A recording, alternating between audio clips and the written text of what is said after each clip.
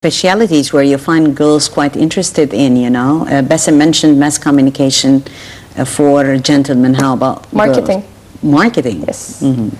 Because we know how to convince people with our ideas more, and we indulge in such activities more. I like marketing more, that's why. Right. Yes. They're talking about marketing, and especially for females. What are the special programs that are put in that respect, Professor? Well, there's different types of basically of marketing and different levels of marketing, and she's absolutely right, because marketing is what Egypt needs. We've got 35% of monuments in the world. We've got, you know, resources, endless resources, natural resources, and we can't really. One of the main messages of Nile TV is marketing Egypt. Absolutely, absolutely. So she's absolutely right in trying to develop the sense of marketing and of Egypt and its resources and its youth to basically attract more investment, attract partnership, and basically be part of the development of this country. Basically, they learn about electronic marketing, they learn about advanced marketing, they learn about basically public relations and different types of subjects and curriculums that basically develop their sense and their ability to market their own projects and be part of a bigger picture. And definitely they are very successful in that. And we've seen that in the Sharm el-Sheikh, the economic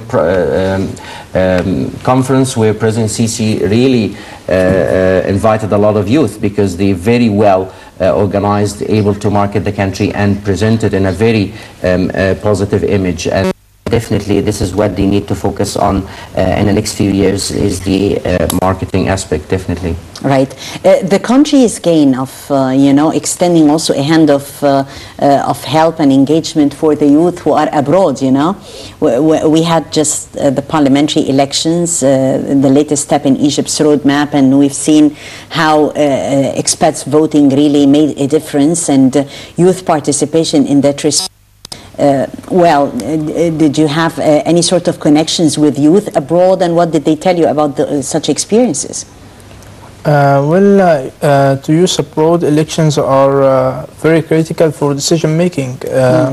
Each community interacts with its own people through the elections. They decide who to choose and on what basis, and what he is willing to give them to choose him. Of course, elections do represent a vital point, and it is just to choose who are going to pass through the next few years. Right. Well, many programs that the youth are engaged in today for a better future for the country. We see youth and investment, youth and development. Which is the program that you feel needs much more engagement on behalf of the youth, because of its importance, because of its maybe because it's timely, in your opinion? In my opinion, youth and investments, you know.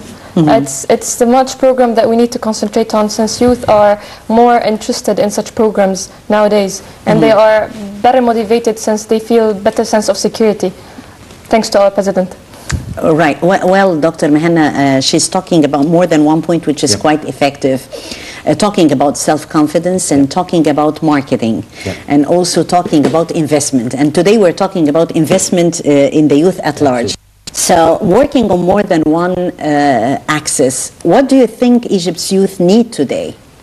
They need to be fully aware of their own history. They need to be fully aware of the conspiracy on Egypt that is led by a number of terrorist elements, organizations and individuals inside and outside, and this is what we're trying to do now, because it's very important to be aware, and they need to be aware of the social networks and how they use it. Very important, because so that a lot of them no one would exploit them, no organization. They need to know about how to use the different social networks and how to get involved in discussions and chats, and what type of information you can mention, what type of information information you have to basically protect, because social networks are all led in the United States, absolutely, and they all connected to the intelligence organizations, and we need to be very careful on that. This is part of the development programs that we're doing, and the culture awareness.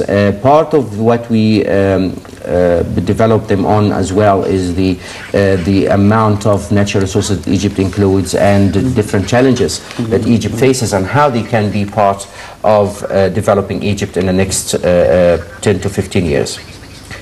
Well, many initiatives also in schools, Doctor, not only for university graduates, but the youth should be prepared also in schools. Part of the program, we go to universities, particularly at this time, we're looking at secondary school schools, you know, age 15 to 18, also spreading the word about explaining to them basically the different development projects that the government is pursuing, explaining to them about social networks and the danger that they can put themselves in, and their families and the country at large, to basically be aware and be part of the bigger picture. So definitely there is no more exclusion to the youth, whatever age they are in, they can have a great idea. And we always hear about, you know, kids 6 and 7 years of age, they can invent new things that can really create a scientific revolution in any country. So definitely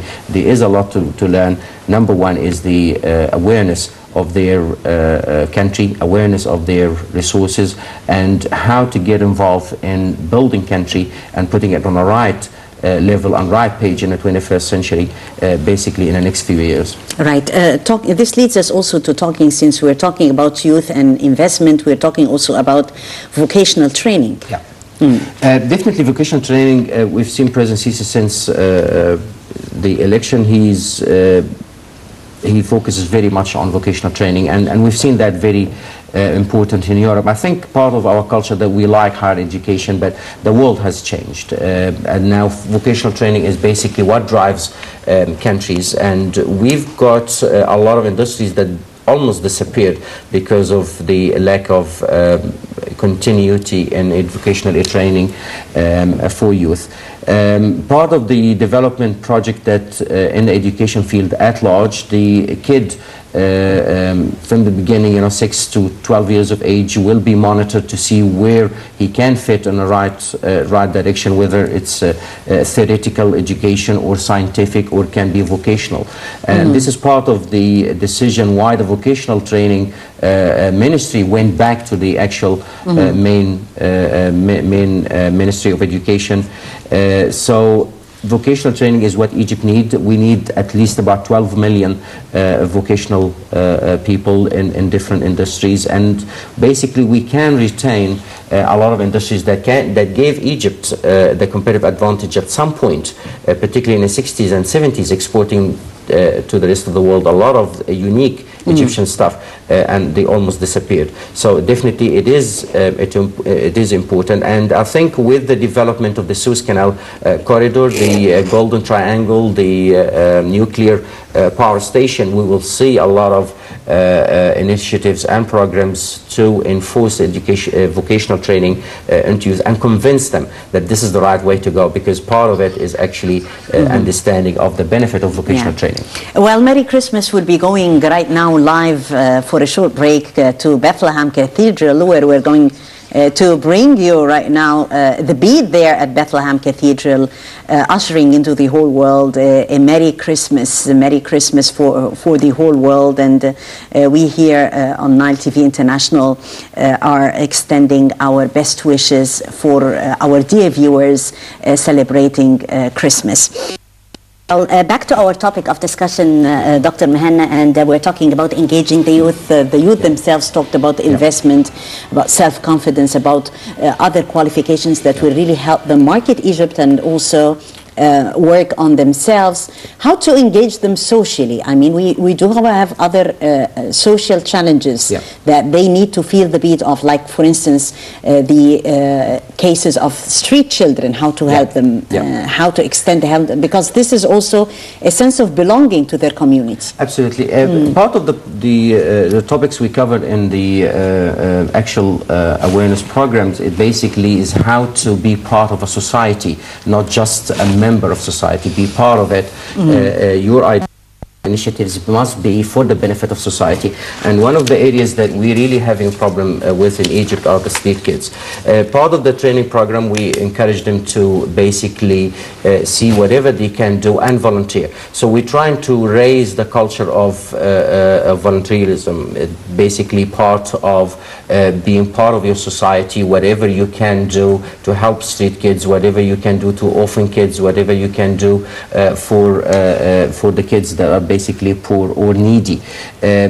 But you described it in a nice sentence in the beginning, is a sense of belonging. This is what the youth need at this point. And if you go back to January 25th revolution, is basically Egypt has returned. So they looked at the return of Egypt to them, and this is what they need. So, and I think this is the approach that President Sisi is taking, and the government behind him is to make the youth part of a bigger picture, part of the decision making, and this is the right way for the picture is actually going to be further optimistic with their presence and with their sharing and with their participation. Professor Dr. Emad Mehana, Professor of Political Economy, thank you so much for your contribution tonight. I really thank representatives for the youth programs with me on the Daily Debate live tonight, Basem Sayed and Nahla Khaled. Thank you so much for coming, and best of luck and success in your courses and also in this semester. Sure. We wish you all the best of luck and success. Thank you. Well, ladies and gentlemen, we were discussing youth as the cornerstone of development and the treasure that definitely Egypt depends on for a better future, for a better tomorrow. Forward ever, Egypt, with its youth, with its army, with the people themselves who love this country and have every sense of determination to make it better. We'll meet on the Daily Debate next week. Until then, I'm Tagheed Hussein, wishing you all the best and Merry Christmas once again. شاركتني وحاجة تفرح، مش هنمشي